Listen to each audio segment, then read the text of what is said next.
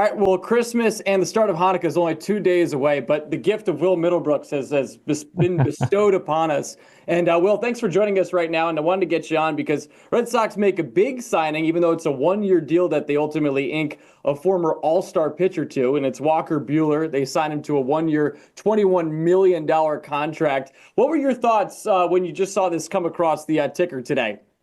I like it. I mean, this was obviously like the second route I would want to go. First one being Corbin Burns. But I think with Corbin Burns saw Max Fried get 8 years, 218. And all of a sudden he's going, Max Fried doesn't have the swing and miss I have. He gets hurt a lot more than I do. I'm going to get $300 million, right? Not saying the Red Sox can't pay that. I would have loved to see him throw the money at Corbin Burns and have him lead this rotation, which that would have been absurd with the group they have right now. That seems off the table at this point with the signing of Walker Buehler. Now, this was the second route. Like I said, the Walker Buehler, Jack Flaherty type. Jack Flaherty is probably going to come with an asking price that's much higher because he's going to want more years, 3, 4 years. This is a one-year deal. It's a high. There's risk there. I would say that there's risk, but there's also high ceiling.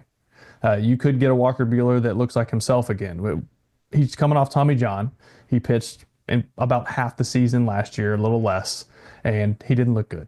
He didn't look good. The velocity was down, the touch and feel, the command for the off-speed pitches wasn't there.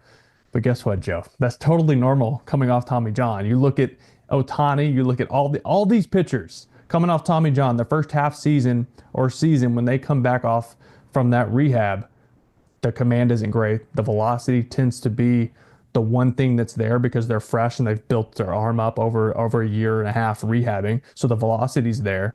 But they just don't have the touch and feel and the command. And that hurts guys in this day and age, in this era of baseball, where you have to be able to command because guys are up there trying to launch. And if you miss, they're going to lose it and hit it in the stands. So you're hoping this second year post rehab, you see a lot of guys tap into who they used to be. And I think that's what they're hoping for. It's a one-year deal. It is $21 million. It's not going to kill them because it is a one-year deal. And there's a lot of other big names on the market in this upcoming offseason as well. So another reason that it's just a one-year deal. And you hit on the fact that he did not have a good year last year, but in the postseason, when it was the most important time, he ultimately delivered for the Dodgers, and he didn't allow a run over his last 13 innings in the postseason. How much do you think that ultimately guided the Red Sox in their decision-making and saying, hey, he can still dial it up to the point where when they need big outs, they could get it from somebody like him?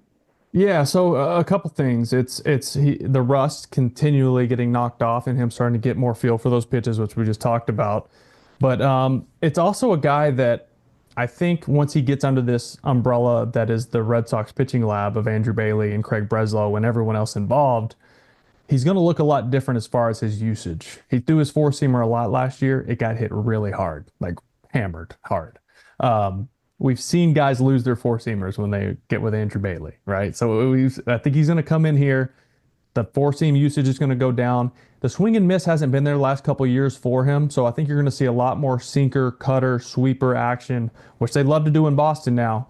But instead of looking for swing and miss, which is ultimately what you want, the next best thing is weak contact. And how you do that is throw pitches that look exactly the same out of the hand and go opposite directions. That's how you miss the barrel, especially in a place like Fenway where you don't want fly balls going to left field. So you're going to see his pitch style change to that, just kind of moving it around, because I think once you get post 30 in baseball, you're considered old, right? But I think Walker Buehler, especially with that new elbow, has a lot left in the tank. And you look at the rotation now, too, after they just traded for Crochet. You have Crochet at the top, and now you have some really good names behind him. Buehler, obviously, now being one of them. You have Tanner Houck, who was an all-star last year, which people may forget. And then you have Brian Bayo. You have Lucas Giolito, who didn't pitch at all last year, but will be healthy this year. And now you have Cutter Crawford, who's now, I guess you would say, the sixth man in this whole thing. Where does this rotation stack up in your mind now with all these guys, and then even the depth behind that in Richard Fitz and the Quinn Priesters of the world? Yeah, so depth is great. I mean, this is something this organization didn't have 2 years ago, right? And they started finding some of these depth pieces as they went into last year with the Cooper Criswells. They traded for Priester. I mean, even like a Hunter Dobbins type, like these guys down the road, there's essentially 10 arms if you don't count, even if you don't count Sandoval. Who knows if he'll even pitch this year? You're hoping you get him back in August. That'd be great to have a push there.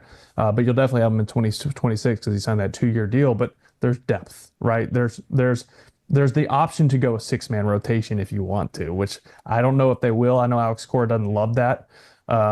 But you have the guys, right? Is Cutter Crawford your number 6? Is he a number 5? Is he a swingman? Is he a long guy in the bullpen? I feel like he earned the right to not be the long guy in the bullpen. He threw 182 innings last year. He struck out more batters than anybody on the team, which you can do that when you throw 180 plus innings. But I think he earned the right to be in the rotation. Now, that doesn't always work out that way. It's not always fair, right? It's a cutthroat business. But to your original point, it's a really good thing that they have that problem where you have a couple guys where you can't decide, or do we want them in the bullpen? Do we want them to start? Because we have this wealth right now of depth. What did you think of the Garrett Crochet deal? Oh, I liked it a lot. I thought TC said it best. Parades are better than prospects, right? Did they give up a lot? They did, but they also didn't give up any of their top 3 prospects. Kyle Teal had a great future. I get he was the biggest catching prospect since Veritek. We don't know if it's going to work out. We don't know if he's going to be that guy. There's so many unknowns with prospects. There's so many variables in baseball for a guy with injuries, with how they adapt to the major leagues, how the major leagues adapts to them. It's a cat and mouse game. And do they figure that out? Does their body hold up, especially behind the plate? So it's a risk you take, but something they did know is Garrett Crochet was one of the most powerful left-handed pitchers in the game last year. And they see he's young, obviously, but they see a future with him in a body type and a delivery type that they think he can keep him healthy. He's post big surgeries, they hope, right? But he's such a big, strong kid, and his delivery is so clean. I think they're hoping they can tap into a new level with him, keep him healthy, and more of what we saw in the first half last season from him. All right, this is a little bit of malpractice on my part, but I'll ask you it anyway and I say malpractice because we're a couple of months away, obviously, still from the start of the season, only 2 months away from spring training, if you can believe it.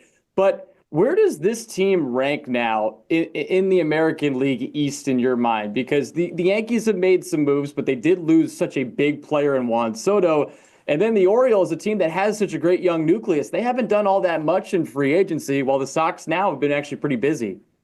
Yeah, I mean, the Orioles still have so many talented young pieces, right? Like, I think they're still going to be a contender for this division, even without Corbin Burns. And who says they don't bring him back? We don't know that yet. So they're still so talented and so controllable. I mean, that we're talking about contracts and front office stuff now. But as far as talent level goes, I think the Orioles and Yankees are still at the top, even without Soto.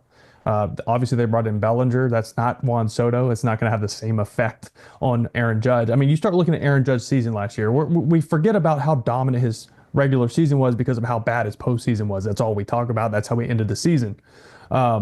He saw a historic amount of pitches in the strike zone last year, and that's part of the reason he had so much success. But that's also because Juan Soto hit in front of him in the lineup, and a 421 clip, he was on base. And first base is clogged, and you're not going to see him get pitched. He got pitches to hit because Juan Soto was on base. Now, how much does that change next year? Because we've seen the New York Yankees, when Aaron Judge is hurt or isn't performing, they don't win, right? And they're not as one-dimensional as they were. They're not as reliant on the home run. They're a much more balanced team now. But that's still one of, if not the best hitter in baseball in Aaron Judge. And if he's not producing, I'm not sure that they win that many games. So I'll be curious to see how that lineup looks and how it acts. Yeah, at least it's going to be a lot of fun this upcoming year. I'll get you on this, Will. What's Joe, I also didn't answer your question. Right now, I still see the Red Sox right now in that 3rd spot in the division. Yeah. Now, so many things can happen in baseball, right? We saw it through spring training last year, just guys like Giolito going down 2 weeks into camp. So you don't know what these teams are going to look like when April 1st gets here, or the end of March, whenever the regular season starts. Yeah, no, I think that's a great point. So I'll get you out with this. What's the next move that the Sox should be making? Because they do have a couple more holes to fill. Yeah. You still think about right-handed bat. You still think about the bullpen a little bit. And then on top of that, obviously the catcher spot too. For sure. So right-handed bat, I think we're looking at the Bregman and Teoscar Hernandez types right now. I'm not sure the Red Sox are going to be able to take Teoscar away from the Dodgers, right? Because obviously they have the money, we know that, but they also have the sentiment, right? They just won a World Series. You saw how emotional he was at the parade, giving the speech, and how much that team meant to him in his career. And at that point, I'm going, there's no way he leaves. And I don't think the Boston Red Sox are a team to outbid the Dodgers. They haven't acted that way in years. So will they be that team for Teoscar Hernandez? I don't think so. I think Alex Bregman could be in play. I think his market is, I don't want to say he's outplayed his market, outplayed himself a little bit, but he's definitely going to be looking for $200 million. And how does that affect, what's the domino effect for the Red Sox if they sign him? Do you move Rafael Devers to first? Well, you still have Tristan Casas because he didn't end up getting moved. That's something we didn't talk about either is Wilyer Abreu, Tristan Casas, the top three prospects. Those guys are still here. Yeah. And you have Crochet and you have Buehler. You didn't have to give up a comp pick, right? You didn't sign guys that have qualifying offers attached to them. So it's been a positive offseason. It hasn't been the big splash that I think a lot of fans were looking for. They need more for it to be considered a really good offseason, though. And does that involve Bregman? If they can make it work, great. He said he'd be willing to play second base, but Christian Campbell's right. He's right on the cusp of the big leagues. I think Von Grissom's still going to hit. Obviously, that's got to be one of those, like, you got to prove to me that. And then ultimately, I just don't know where Bregman would fit. I would love him, and I would love him. Obviously, his defense and his bat are great, but I would love his leadership qualities in the clubhouse. I think there's certainly a need. I think that's the biggest thing I think this team is missing. Yes, there's certain spots for talent, but there's also a lack of leadership. Rafael Devers, I love Rafi. Everybody loves Rafi, but he's not the outspoken. He's not going to check guys in the clubhouse. That's not who he is. Trevor Story can be that guy, but when you're hurt all the time, you feel like, as a player, you're like, I kind of lose some of that power when I'm not on the field. When you're on the IL, you're not really the guy to stand up and be that vocal guy when you're not on the field and you're not active. So him being healthy would be huge. Tanner Scott, I'm gonna throw that out there. Tanner Scott or the Hoffman kid that was with the Phillies would be a great addition. So all right, you got one bullpen arm, one right-handed bat. I don't know who the heck it's going to be or how it's going to fit in, but we'll see. Well, I know I said one more question, but I got one more for you, so I lied to you. You just brought up the idea of Rafael Devers being moved to first base. This is something that has been talked about it seems seemingly a lot, not only among people that follow this team and love this team, but I think also among people that cover this team specifically. And we just talked about it right there. What's your take on that? Because there are a lot of people that are in the skeptical camp, but I think a lot of people at the same time are saying, hey, the pieces might need to move, and maybe that is trading away Tristan Casas. If I moved Rafael Devers off third base, I would move him to DH. Honestly, I think he'd be able to just lock in offensively. You know how lethal he can be with the bat. I think he can still play third base. Honestly, I do. I know the metrics don't back that up, and that's how we judge players nowadays. But the eye test told me he got better last year. The last couple of years, he continued to make strides to get better and better working. Will he ever be an elite third baseman defensively? No, he won't. He's going to be league average probably at best. But if he's driving in 110 and hitting 30 to 40 homers, Dustin Pedroia always told me, just drive in more than you let in, kid, right? I also wasn't making $313 million, so it was different when I was making league minimum. So there's a little more responsibility to play the field as well when you're making that money. But could he play first base? I think so. I like Tristan Casas there. I'm not ready to trade Casas or give up on Casas because I still think he can be a really big impact bat in the middle of this lineup. And for the record, I'm with you too. I think you're spot on right there. But Will, I appreciate all the time. Happy holidays to you and your family, and I can't wait to continue to see how this Red Sox offseason unfolds and see what ends up happening with this group. But thanks so much. Hey, thanks so much, Joe.